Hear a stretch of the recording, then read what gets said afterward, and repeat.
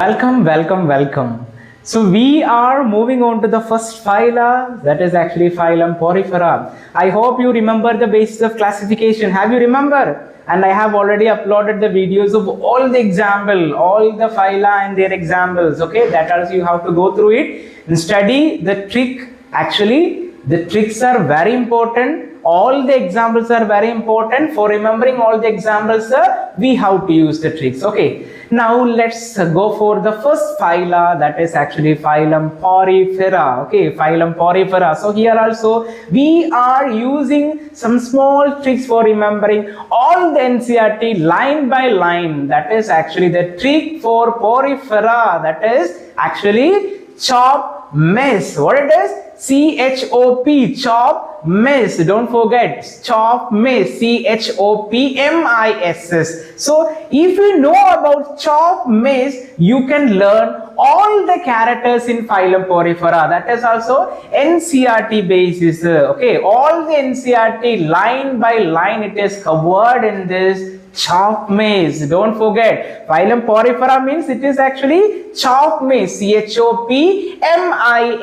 Okay, now let's go through each words of chop maize. What it is indicating? First letter. What is the first letter? C. Yes, C. Chop maize. C. C indicating one of the major important concept or the character of phylum Porifera, that is actually choanocytes or collar cells. Okay, choanocytes or collar cells. Actually here the body it is lined by a choanocyte or collar cell. Okay, when we will talk about the body wall, actually here the body wall is having different layers like pinacoderm is there and choanoderm is there, in between mesohyl layer is there, but we need to know about the NCERT line. The line they are mentioned about actually only one layer, that is actually the choanocytes or collar cell. So in the chop maize, the first C representing collar cell or choanocytes. Don't forget. Now second letter, that is actually H.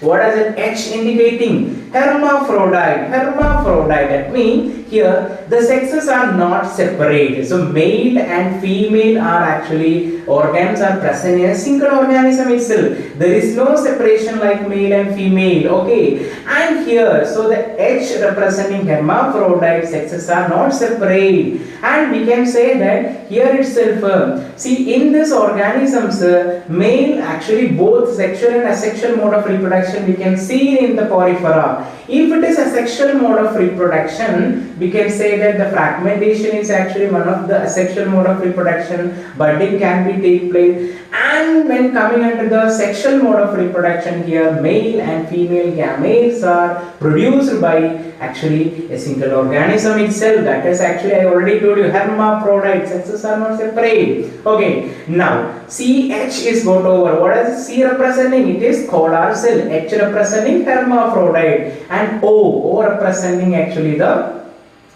osculum or ostia. What is actually osculum and ostia? See, in an organism, phylum Porifera, it is also known as spore bearing organism. Poles. Body is actually made up of lots of poles are there. So that poles are actually called ostia. What is it called? Ostia. Okay. So lots of holes are there in the body, and there is a single opening. That single opening is called osculum. So in the chop maize, C representing choanocytes, H representing hermaphrodite, O representing ostia or osculum. Then P representing, see these are actually the primitive organism, the primitive multicellular organism. Okay, phylum Poriferas are actually the primitive multicellular organism which is having pores in their body, that I have already told you. That representing actually P representing the primitive multicellular organism. Okay, so they are the primitive multicellular organism. So chop is actually got over. Now next miss. Okay, so the miss, M-I-S-S. Okay, let's have a look on this. So the M representing, that is actually the marine. Okay, so this poriferas are actually marine organisms. Okay, marine organism, and they mostly actually asymmetrical, that we have already discussed in the basis of classification. Phylum poriferas are actually asymmetrical, so they are marine and mostly asymmetrical. Now, so what does it I representing? I representing. See here, three important terminologies are there. One is actually internal fertilization. Okay, so internal fertilization. So this organism are showing internal fertilization and intracellular digestion. Very important. Internal fertilization, intracellular digestion. Digestion take place inside the cell. Okay, digestion take place inside the cell. So intracellular digestion, internal fertilization, and here the another very important terminology, that is actually indirect development. So I means internal fertilization, intracellular digestion, and indirect development. This is very important actually for indirect development, intracellular digestion, internal fertilization. Question can be asked based on that. So they can give many examples and they can ask us to find out the organism which are showing indirect development. Okay, so already told you, I have already mentioned all the phyla and their examples. So we have to remember those three. Along with that, we should have to remember this. Okay, example plus the characters, very important. Okay, so that is actually I representing. Now the next S. The S representing, actually here the endoskeleton, it is made up of spicules and spongin fibers. Okay, spicules and spongin fibers, that does actually S representing.